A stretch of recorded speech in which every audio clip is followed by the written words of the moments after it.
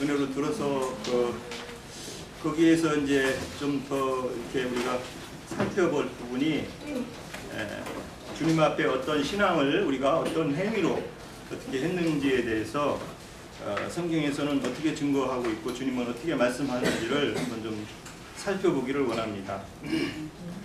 우선 우리가 그 히브리서 9장 27절 볼까요?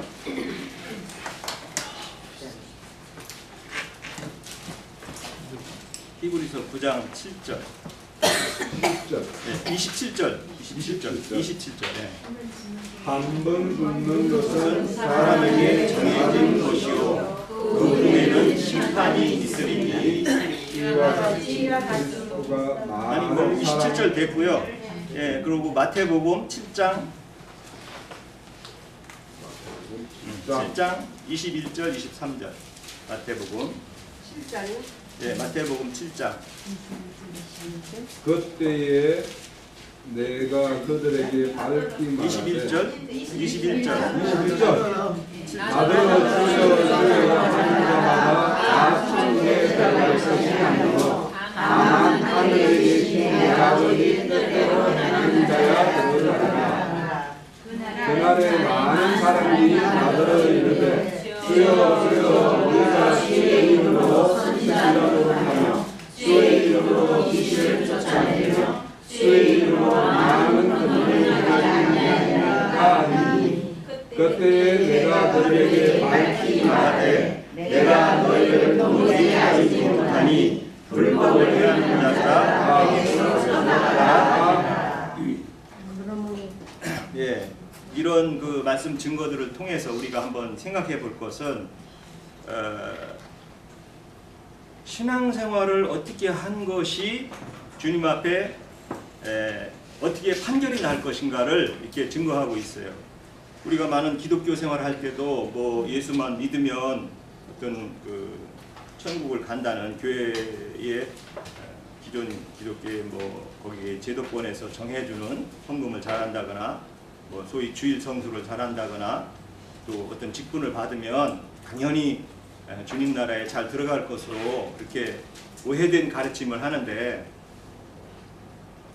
또 여러 가지 증거 말씀들을 통해서 바울 사도도 내가 다 이루었다 함도 아니요 주님 앞에 내가 달려갈 길을 다 마치고 주님께 부탁한다 이런 말씀들로 오는 그 심판에 대해서 분명히 이렇게 얘기하고 있어요. 성경은 많은 곳에서 계시록도 그렇고 많은 곳에서 우리가 신앙생활을 어떻게 한 것에 대한 행위가 오늘 홍영재님도 그 야고보서를 통해서 여러 가지 증거들을 하셨지만은 야고보서에서 나오는 행위라는 것은 사람이 어떤 세상에서 뭘 착한 일을 하고 또 무슨 선행을 하고 또 뭐 의로운 일을 해서 하는 그런 행위를 말하는 게 아니죠.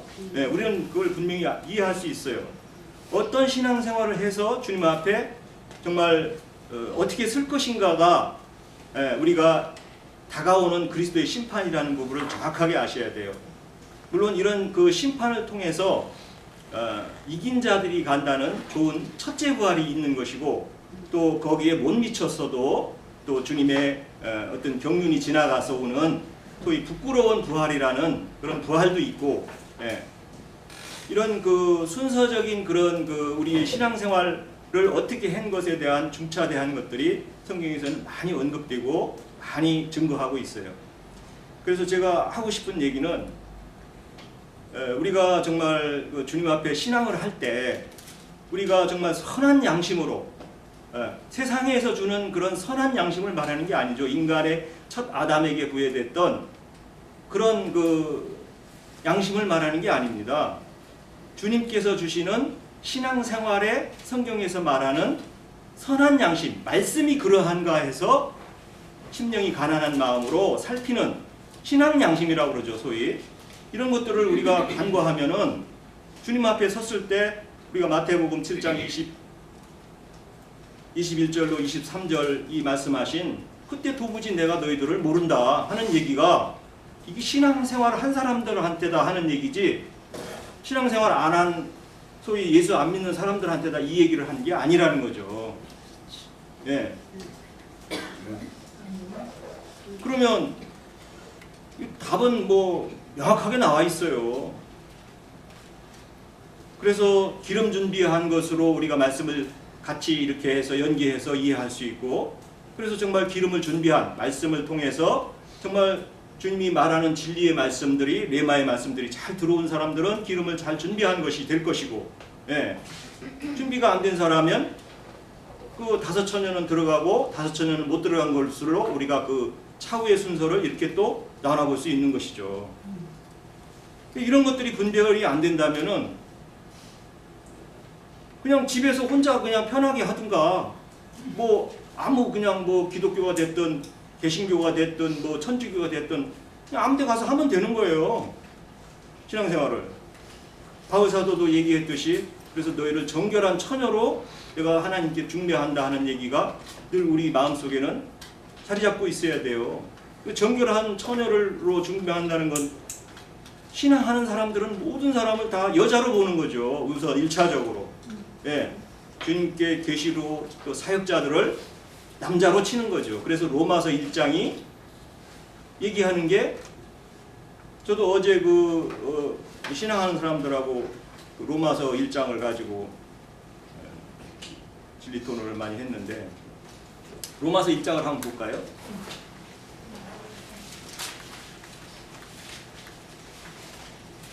그 남자가 남자로 여자가 여자로 하는 얘기가 나오거든요.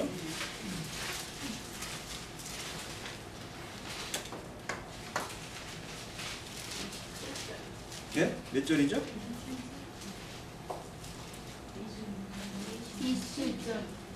27절? 예. 몇 점? 1장.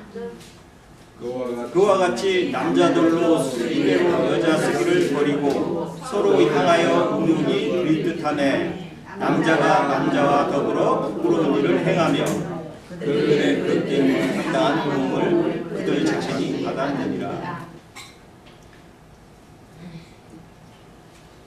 물론 이 말씀 자체가 어떤 동성연애하는 것들을 전부 염두에 안 뒀다고는 말할 수는 없죠. 세상에서도 동성연애하는 것을 뭐 잘한다고 할 수는 없죠.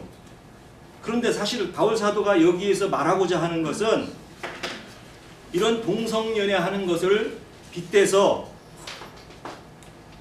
말씀에 계시도 없는 남자가 남자라는 사람들한테 가르치는 것을 말하는 거고, 또 말씀을 받아야 될 여자가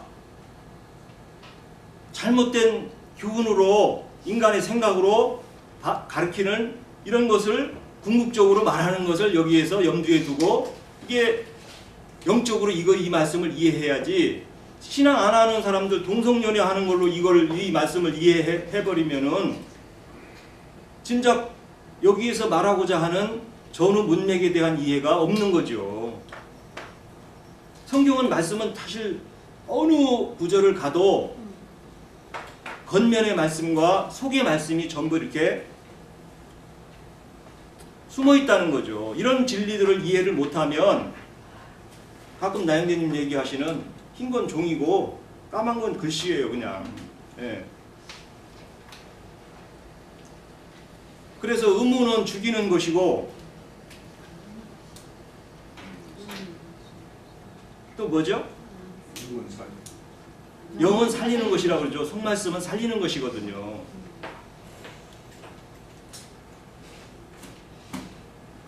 그래서 바울 사도도 그 말한 바가 있고, 디모데후서 4장 한번 볼까요? 디모데후서 4장 7절로 8절.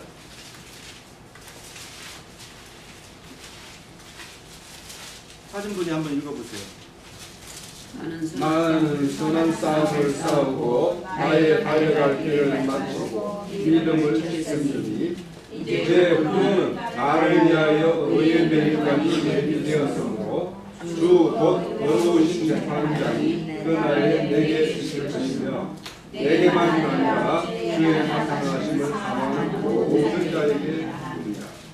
자, 바울 사도는 지금 부활이 된 사람입니까? 안 된 사람입니까?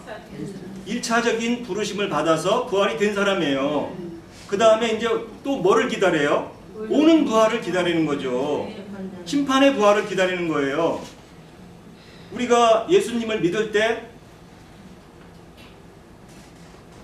1차적인 부활의 모습으로 우리가 된 거죠. 영적 부활이. 예. 그러나 우리가 신앙생활을 통해서 몸의 부활을 기다리는 거잖아요. 근데 어떤 사람들은요, 지금 현재 내가 부활된 것이고 현재 모든 것이 신앙생활 하는 자체가 다 된 것이라고 이렇게 또 잘못 증거하는 분들이 계셔요. 그럼 바울 사도는 지금 오는 부활을 기다리는 이런 증거들은 어떻게 생각하실 거예요? 그래서 그리스도의 심판이라는 것은 이것을 통해서 오는 부활에 좋은 부활로 갈 것인가, 차등되는 그 합격점에 미달되는 그런 부활로 갈 것인가라는 것이 우리 신앙생활에 그게 앞으로 분명히 부여된 이런 그 질서적인 순서거든요. 그래서 우리는 이런 많은 사람들이 뭐 으쌰으쌰 하는 이런 신앙생활이 아니고 정말 진리면 우리가 모든 걸 다 버리고서라도 우리가 따라가겠다 하는 이런 자세가 없이는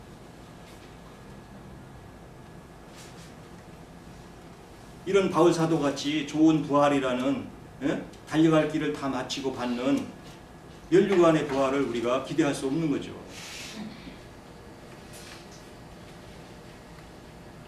사실 우리가 주님 앞에 거듭나서 1차적으로 왔을 때 부활된 거죠. 1차적인 부활은. 예. 죽은 자에서 우리가 말씀을 모르고 또 세상에서 그냥 살 때는 죽은 자들이었었잖아요. 예. 그러나 종교로 또 다시 들어가서 신앙생활하면 살았다 하나 죽은 자로, 왜? 말씀의 진리들을 모르고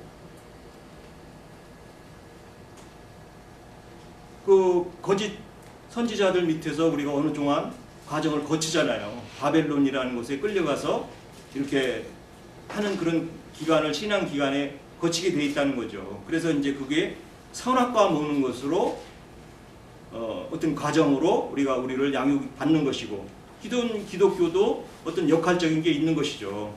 그 기독교를 통과해서 당연히 또 우리가 어떤 진리 안에 더 가는 택하심을 받는다고 그러죠. 예, 택하심, 부르심을 받고, 그래서 기독교에도 부르심을 받는 자들은 많죠. 그러나 이제 우리는 택하심으로 받는 혼의 구원을 이루는 과정들이 우리의 교회 생활이라고 이렇게 생각합니다. 이런 부분들을 우리가 잘 염두에 두고 증거하는 사람들이 되기를 원합니다.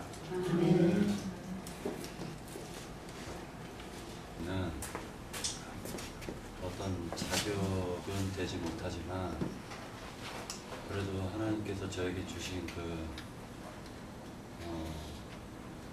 은혜가 너무 크기 때문에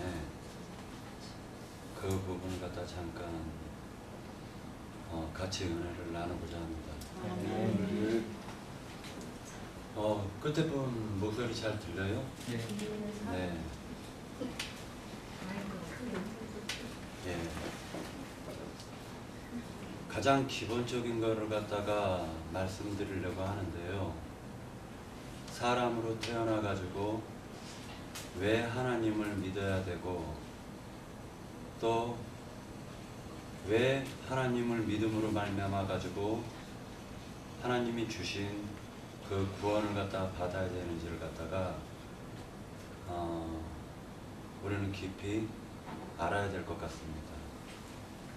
사람들에게 복음을 증거할 때 보다 보면 실제로 복음을 전하는 사람마저도 왜 구원을 받아야 되고 실제로 그 구원이 얼마나 큰지를 깨닫지 못하고 있어요. 근데 그냥 단순하게 저는 이렇게 얘기하고 싶습니다. 사람은 이미 하나님이 보셨을 때 이미 다 죽어버린 상태예요.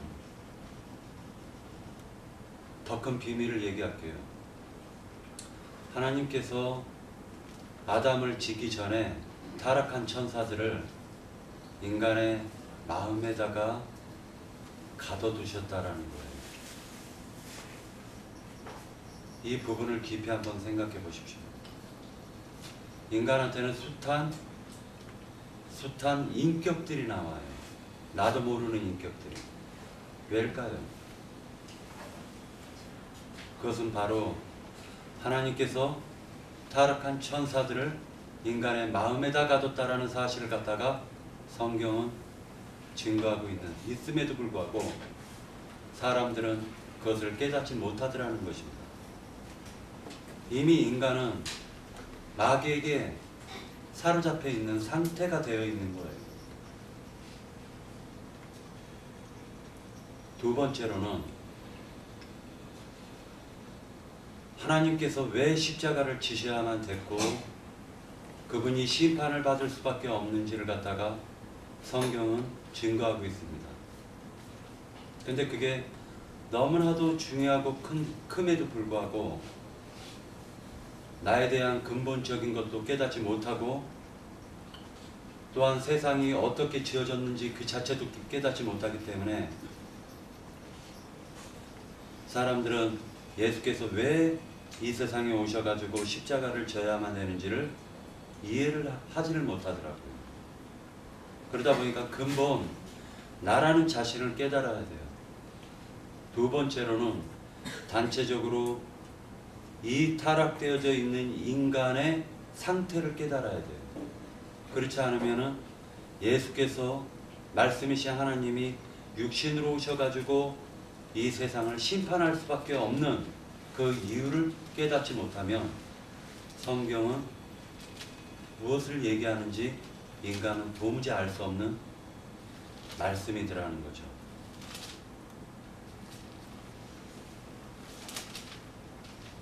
천국과 지옥이라는 사상도 원래는 성경 히브리인들은 천국이라는 사상이나 지옥이라는 사상이 지금 기독교인들이 믿고 있던 것과는 다르게 믿고 있었다는 거예요. 대표적인 것을 얘기하자면은 지옥이라는 말이 신약 성경에 밖에 안 나옵니다. 구약에는 지옥이라는 말이 나오지가 않아요. 마찬가지로 천국이라는 말도 신약 성경에 나오지 구약에는 나오지 않아요. 지옥이라는 말을 갖다가 해석하면 신놈의 아들들의 골짜기라고 얘기합니다. 또한 세부적으로 나누면 수올이나 하데스 또는 무덤으로 얘기하고 있는 거예요. 근데 내 자신이 지옥이 되어 있고 내 자신이 무덤이라는 사실을 깨닫지 못하더라는 거예요. 많은 사람들이 지금 호흡하고 움직이고 살아 움직이고 있지만은 실상은 이미 심판 아래 놓여져 있고 이미 하나님께 심판을 받은 상태라는 걸 깨닫지 못하더라는 거예요.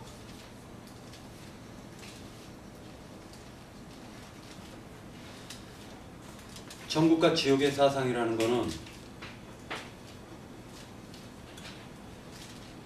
하나님이 이 성경 히브리인들이 갖고 있는 개념의 천국이나 지옥과 이방인들이 갖고 있는 천국과 지옥은 달랐단 말입니다. 그런데 그 천국과 지옥이 갑자기 하나님을 믿는다는 사람들이 이방인들이 믿는 그 천국과 지옥을 믿고 있더라는 거예요. 그 1등 공신이 바로 누구냐면은 로마 캐토릭에서 그렇게 자랑하고 있는 성 아우구스티누스 또는 어거스틴이라는 사람입니다. 이 어거스틴이라는 사람은 사도들이 죽고 난 이후 100년에서 300년 사이의 속사도 시대 때 어거스틴이라는 사람은 기독교를 갖다가 그때는 말하자면 사도들의 시대 그 속사도들이 여러 가지의 사사시대처럼 자기의 임의대로 성경을 제멋대로 해석하고 실제로 사도들이 가르쳐준 그 가르침을 따르지 않고 거기에 더하거나 뺐던 그런 영적으로 보았을 때는 지멋대로 신앙이었던 상태였던 거예요. 그러니까 타락기죠. 구약으로 따지면 사사기 시대 때예요.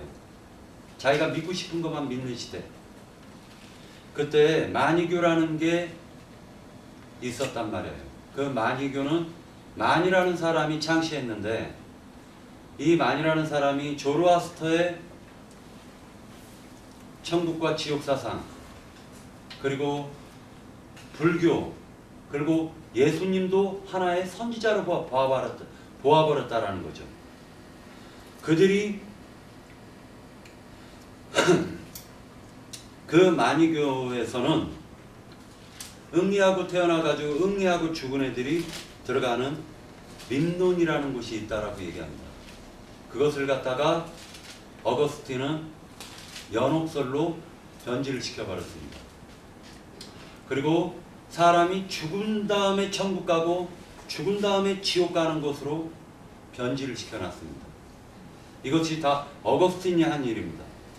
그리고 어거스틴은 하나님의 절대적인 주권과 하나님의 절대적인 사랑이다라고 해가지고 택정론, 예정론이라는 것을 어거스틴이 얘기했고, 실제로 어거스틴은 무천년설을 주장했다라는 거예요. 이것이 로마 카톨릭의 기본이 되고 뿌리가 돼가지고 그 어거스틴의 사상을 그대로 이어받은 게 바로 로마 캐톨릭이고, 그 로마 캐톨릭에서 종교개혁을 일으키고 난 이후에 칼빈이라는 사람이 어거스틴의 사상을 그대로 받아들이고 거기에 플러스 시켜버린 것이 플라톤 사상, 이데아 사상을 그대로 접목시켜서 견인론까지 만들어내고 무천년설을 만들어냈다는 것입니다. 이것이 바로 성경 역사예요. 우리가 살아왔던 근간의 역사라고요. 그러면 성경에서는 천국과 지옥을 무엇이라고 얘기하느냐? 이미 죽어버린 상태를 갖다가 가르쳐가지고 이미 지옥에 있는 상태라고 얘기합니다. 그리고 사람은 죽으면은 사후세계에는 음부라는 곳이 있는데, 하나는 아브라함의 평과 두 번째로는 불꽃 가운데서 고민하는 처소로 나눠져 있더라는 거예요. 이것이 사후세계의 실상이에요. 근데 기독교계에서는 이걸 증거를 하고 있지는 않습니다. 제가 지금 오늘 얘기하고자 하는 핵심은 다른 데 있는 게 아니라 사람의 마음에 귀신들, 온갖 잡귀신들과 마귀가 가득하더라는 것입니다. 제가 증거하고 싶은 내용이 바로 그거예요. 결과적으로는 뭐냐면은 사도 바울은 로마서에서 뭐라고 증거하고 있냐면은 마귀를 갖다 증거할 때 마귀의 인격을 갖다가 죄라고 명명했습니다. 다시 얘기하자면은 마귀의 인격이 바로 죄예요. 두 번째로 히브리서에서는 뭐라고 얘기했냐면 인간을 하나님으로부터 멀어지게 만들고 파멸의 길로 이끄는 힘을 가리켜서 죄라고 했습니다. 그러나 성경에서는 죄와 죄들이라고 분명히 구분을 하고 있습니다. 어떤 사람들은 뭐라 얘기하냐면은 우리는 죄사함을 받았다라고 얘기를 하는 거예요. 그것은 성경적이지가 않아요. 죄들의 사면을 받은 거예요.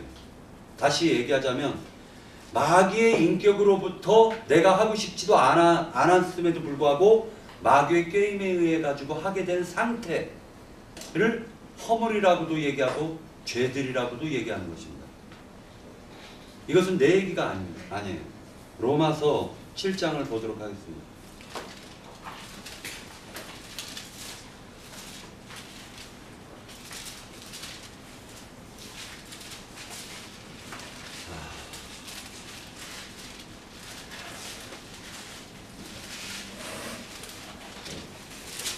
로마서 7장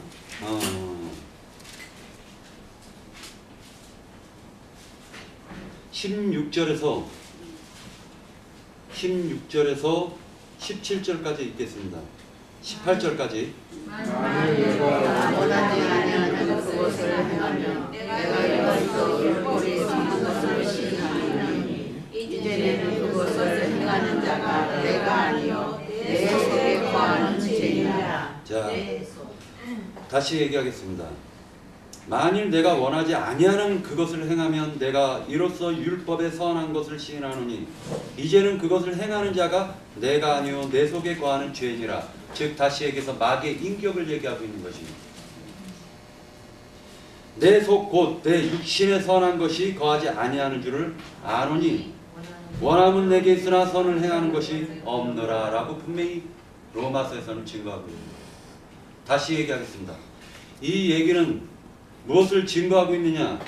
바로 성경에서는 너는 죽어야만 된다라는 것을 성경은 증거하고 있는 거예요. 하나님을 믿는다고 하는 사람이 나라는 것을 갖다 자꾸만 내세운다면 그것은 하나님을 불신하는 행위예요. 다시 얘기하자면 내가 무엇을 행해야지 하면 그 사람은 사실은 하나님을 믿는 사람이 아니라 종교인일 뿐이에요. 성경에서는 뭐라고 지금 증거하고 있냐면은 내 속에 거하는 죄가 행하는 거지 내가 행하는 게 아니라고 분명히 명백하게 증거하고 있습니다. 이 죄라는 것을 갖다가 사도 바울은 뭐라고 얘기했냐면 마귀의 인격이다라고 얘기하는 거예요. 다시 얘기할게요. 성경에서 어떤 한 사람한테 2,000명, 3,000명이라는 귀신이 들어가 있었다라는 것입니다. 베드로 후서를 다시 한번 보도록 할게요. 베드로 후서 2장. 베드로 후서 2장.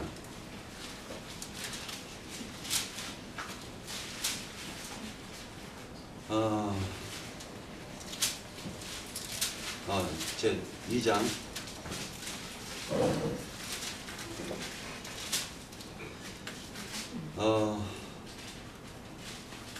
2장 4절을 읽겠습니다. 하나님이 범죄한 천사들을 용서하지 아니하시고 지옥에 던져 어두운 무덤에 두어 심판 때까지 지키게 하셨습니다. 자, 범죄한 천사들을 갖다가 어두운 구덩이 지옥이라고 했는데 이 지옥이라는 말은 실제로는 탈타로스예요. 탈타로스. 옥이라는 뜻이에요. 옥. 계시록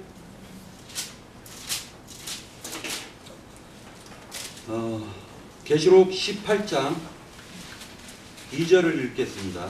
제가 읽을게요. 힘찬 음성으로 외쳐 이르되 무너졌도다 무너졌도다 큰 성 바벨론이요 귀신의 처소와 각종 더러운 영이 모이는 곳과 여기 나나주에 보면 옥입니다. 더러운 영들이 모이는 옥과 각종 더럽고 가증한 새들이 모이는 옥이 되었도다. 이렇게 기록하고 있습니다. 다시 얘기할게요. 한 사람의 마음에는요 천연적으로 귀신들이 가득하다라는 거예요. 왜 사람이 구원을 받아야 되냐면은 내가 바로 귀신의 집이 되어 있기 때문에 구원을 받지 않으면은 영원토록 귀신의 집으로 영원토록 귀신의 집에 쓰임을 받을 수밖에 없는 더러운 존재가 되기 때문에 구원이 나에겐 절실하게 필요한 것입니다. 성경에서 지금 증거하고 있는 내용이 왜 하나님이신 예수 그리스도께서 죽을 수밖에 없었냐면은 내가 더러운 영들의 옥이 되어 있기 때문에 하나님이 나를 구원해 주셔야만 되지 내 스스로 내가 구원받을 길이 없다라는 거예요. 그렇기 때문에 사람이 행위를 강조하면은 그 사람은 하나님을 모르고 구원을 모르는 사람이라는 뜻이에요. 신령한 사람이 되자, 거룩한 사람이 되자라고 어떤 목사나 신부가 얘기한다면은 그 자는 분명히 가증한 자고 마귀의 사자일 뿐입니다. 내 자신이 귀신의 더러운 옥이 되어버려 있다라는 사실을 깨닫지 못하면 그것을 깨닫지 못했기 때문에 내 속에서 거룩한 것이 나오고 깨끗한 것이 나오고 의로운 것이 나오고 선한 것이 나올 거라고 착각하며 살아가는 거예요. 절대 그럴 수가 없다라는 겁니다. 이유가 뭐냐? 사람은 귀신의 귀신들이 가득 갇혀버린 옥이 되어져 있는 마음 상태가 되었기 때문에, 그렇기 때문에 인간 스스로 구원받을 길이 막혀버렸다라는 거예요. 이게 바로 성경에서 얘기하고 있는 것입니다.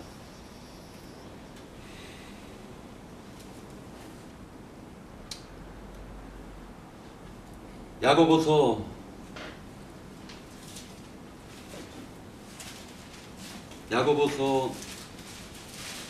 1장 18절을 잠깐 보도록 하겠습니다.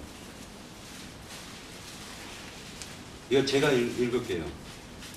그가 그 피조물 중에 우리로 한 천열매가 되게 하시려고 자기 뜻을 따라 진리의 말씀으로 우리를 낳으셨느니라.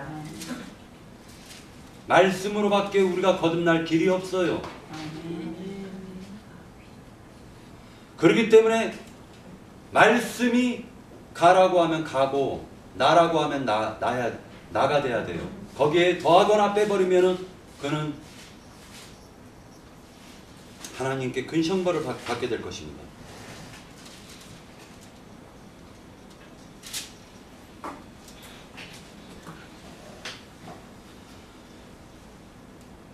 베드로후서 2장 17절을 읽겠습니다. 제가 이 사람들은 물없는 샘이요 광풍에 밀려가는 안개니 그들을 위하여 캄캄한 어둠이 예비되어 있나니 라고 얘기하고 있어요.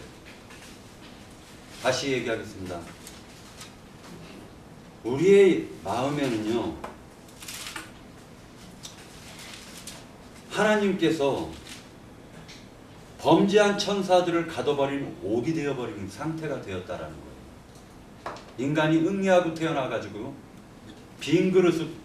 인간은 빈 그릇으로 처음엔 태어나지만 육의 눈으로, 그 다음에 세상을 보는 귀로 듣고 손으로 만지고, 부모가 저 스카이, 즉 하늘을 가리켜서 하늘이야 하면 저게 하늘이구나, 땅을 가리켜가지고 이게 땅이야 그러면 이게 땅이구나 하고 육신적인 것을 갖다가 받아들이게 돼 있어요. 처음에 그걸 뭐라고 얘기하냐면 성경에서 관념이라고 얘기하고 있는 거예요.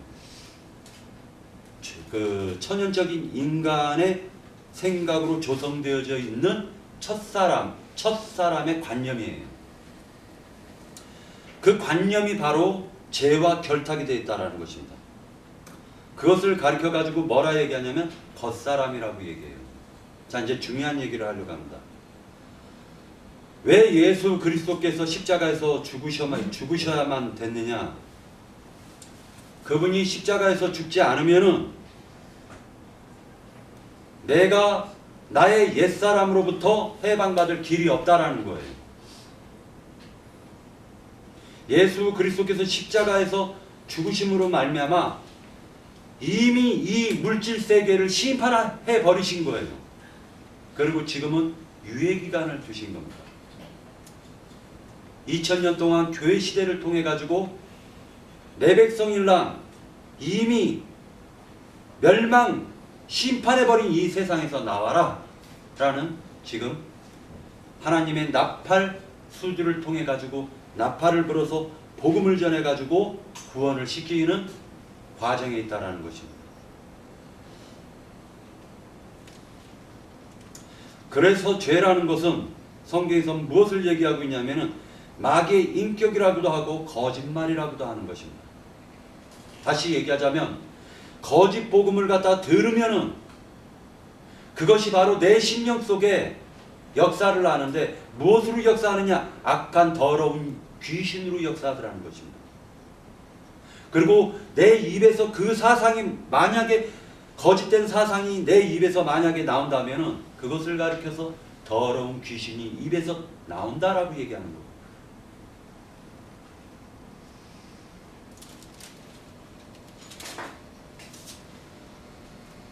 그래서 성경에서는 뭐라고 얘기를 하고 있냐면은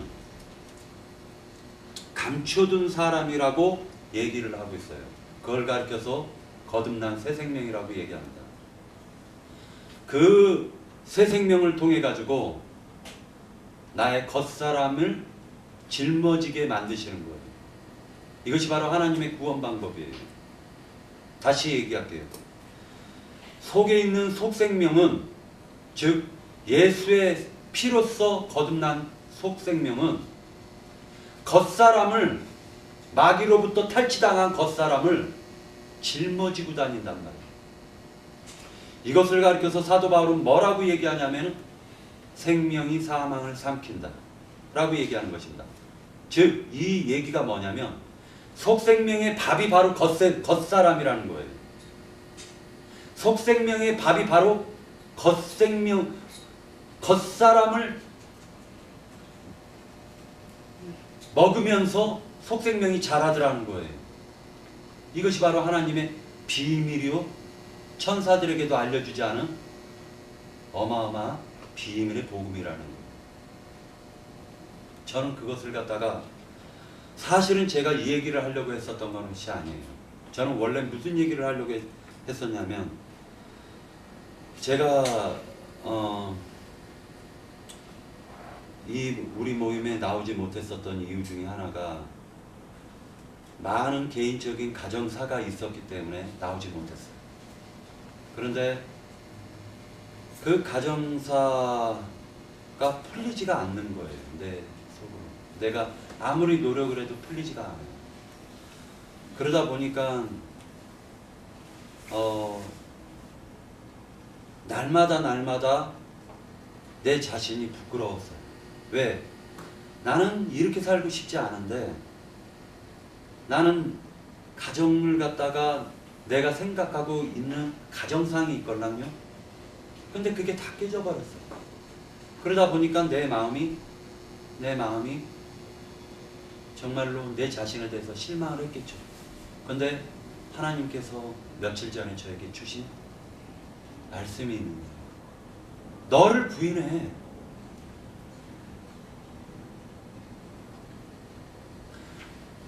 내가 여지껏 나를 갖다 부인하지 못했다라는 것이에요. 나는 마귀와 결탁되어 있는 나의 겉사람을 의지했고 붙잡았다라는 것입니다. 오라 공고한 인생이로다. 이 사망의 몸에서 누가 나를 건져줄꼬 하시는 사도 바울의 이 증거가 예전에도 한번 느꼈었지만 이번에는 더 뼈저리게 느끼는 거예요. 우리 형제 자매님들께서도 나를 부인하십시오. 오늘 존재하는 나를 부인하고 내가 지금 하나님을 잘 믿고 있다고 생각해도 그러한 그 자신까지도 부인을 하십시오. 그리고 온전히 내 안에서 나의 속사람이 엄마가 아기 뵌 엄마가 그 아기를 위해서 사는 것처럼 이제는 나의 속사람이 하나님의 영양 공급을 받아서 나의 겉사람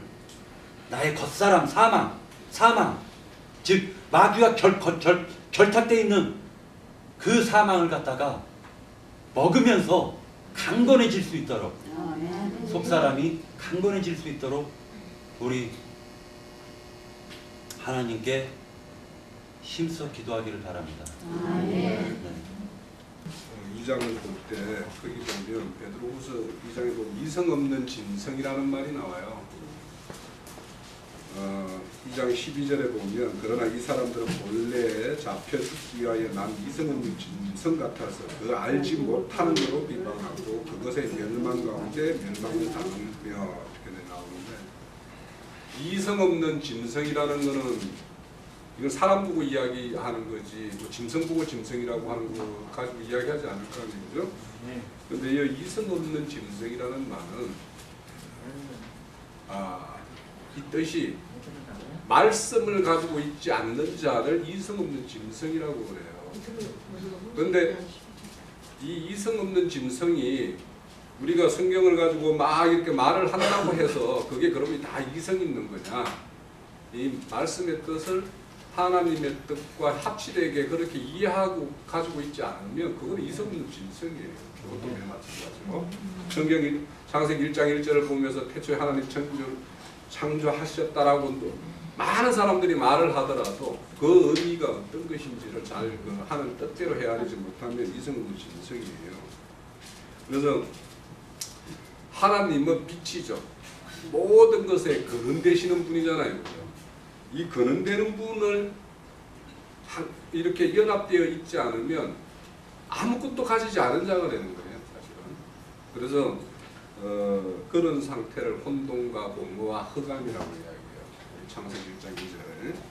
그래서 그 하나님을 기억하는 것이 무슨 지혜의 근본이라고 그러죠. 지혜와 지식의 근본이라고 자문서에 다 나와 있죠. 그래서 우리가 이제 이걸 하나 좀 마무리를 짓고 싶은데요. 이 헬라적 철학적 사상에는 진리의 반대가 거짓이라고 해요. 거짓이에요. 헬라적이. 그런데 우리 히브리적, 우리 성경적인 거는 뭐냐면 진리의 반대가 모양이에요. 모양. 우리 저게 그 모양, 모형, 그림자 이런 말을 하죠. 모양, 형상 뭐 이런 거 있죠. 할 때 어떤 겉모양만 가지고 있는 것을 뭐냐면 진리의 반대. 그래서 히브리적인 그 진리의 가장 그 덩치되는 말이 뭐냐면 실제예요. 실제. 우리가 어떤 것을 가지고 있더라도 그것이 실제가 되지 않으면 히브리적으로는 그거는 허상이에요. 네. 그래서 우리의 어떤 신앙이라는 게 진리라는 거는 아는 문제가 아니고 속하는 문제예요. 어디에 속해 있느냐에 따라서 이게 진리고 비진리지 말로 이렇게 진리가 무엇이다 막 따따붙다 하는 거는 이거는 진리가 뭔지 말하는 것일 뿐이지 내가 진리에 속한 것과는 다른 거예요. 그래서 참 진리는 속해야 되는 거예요. 내가 이것이 진리가 아니라고 생각되면 거기서 나와서 진리라는 것에 들어가서 합류해서 하나를 이루는 것이 참 진리지 우리가 무엇이 이런 성경이 그래서 성경에 대해서 우리가 지식을 교만하게 만든다고 그러죠. 그런데 우리가 참 진리대로 된다면 진리에 속해 있어야 돼요. 그래서 하나님 편에 서야 되는 거예요. 그러니까 우리가 그 히브리서 12장에 보면 피 흘리기까지 싸우지 않는다 뭐 이런 말 나오죠. 그때 그 말은 뭐냐면 피 흘리기 싸운다라는 말은 진리 편에서 딱 서가지고 선다라는 말이 전제가 되어 있어요. 진리의 편에 서 있지 않으면서 피 흘리기 싸우고 뭐 이렇게 하는 거는 얼마든지 종교적인 열심을 내고 하는 것들이 그걸로 가능을 해요. 그렇게 열심히 싸우는 사람이 있어요. 날마다 나 십자가에 죽는다 하는 사람들이 그거 가지고 싸우고 그거 가지고 피 흘리기까지 싸운다라고 이야기하는데 그 싸움을 하기 위해서는 거기에서 전제하는 것은 뭐냐면 진리 편에서 하나님 편에 딱 서 있는 상태에서 싸워야지 반대편에 있으면서 열심히 싸우면 하나님에게 대적하는 게 되는 거예요. 그래서 우리가 금방 형제님 말씀이나 이런 것들을 이제 우리가 많이 들었고 이렇게 어떤 우리 상태가 어떠하다라는 것도 우리가 이제 밝히 그 성경을 통해서 낱낱이 드러내는 것이 우리의 어떤 재상이나 이런 실상을 다 드러내는 것이 하나님의 말씀이에요. 그게 내가 책망이라고 그랬죠.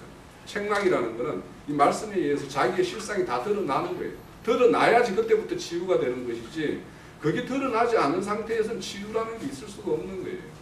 그래서 우리가 정말 진리 편에서 진리로 세움을 받기 위해서는 이 말씀 가운데에서 다 자기 자신이 다 드러나서 나의 어떤 실상이 다 드러나서 네가 어떻게 뭐가 치유받아야 될 것인지를 말씀 가운데 진단받고 말씀으로 치유받고 그렇게 해서 세워져야지 우리가 참 빛의 아들로서의 어떤 그런 것이 되죠. 그래서 꼭 이제 제가 이 야고보서를 이렇게 하면서 가장 염려스러운 게 뭐냐면 이 행함에 대해서 무지 강조를 해요. 그런데 그 행함과 우리가 기존의 어떤 종교계에서 말하는 성화를 이루는 문제, 막 거룩을 이루는 문제 이런 거하고 전혀 다른 거예요. 우리가 반드시 거룩을 이루어야 돼요. 이루어야 되는데 그것이 나의 열심으로 이루어지는 게 아니란 거예요. 그거는 거룩한 자에 속해 있음으로 인해서 그분이 비거룩을 쳐내는 과정들이 우리의 어떤 그런 실현과 연단으로 우리가 올 때 그런 과정들을 우리가 잘 이 해석을 했을 때 그 실현과 연단은 우리가 기쁨으로 기뻐하라고 그러잖아요. 시험이 오는 것을 기뻐하라고 그러는데 그 기쁜 거는 뭐냐면 내 치유가 일어나고 있구나라는 이런 생각의 인식의 전환이 있어야지 그 기쁘지 아픈데 어떻게 그걸 기뻐할 수 있겠어요. 그러니까 우리의 어떤 거는 신앙의 어떤 과정들이 우리가 우리 형제님 말한 대로 우리 스스로 오옥이 되어 있는데 그 오옥의 어떤 거론되는 것들을 다 이렇게 잘라내고 새로운 하나님의 어떤 거룩한 것들로 이렇게 이식하는 작업이 그 신앙생활이니까 우리 각자가 그런 어떤 처소에서 맞이하는 그런 것들을 잘 해석해서 이겨나가는 그래서 그 이기는 자들이 모인 우리 교회가 될 수 있도록 그렇게 했으면 좋겠습니다. 시간이 됐으니까 마쳐야 되겠네요. 그죠? 네.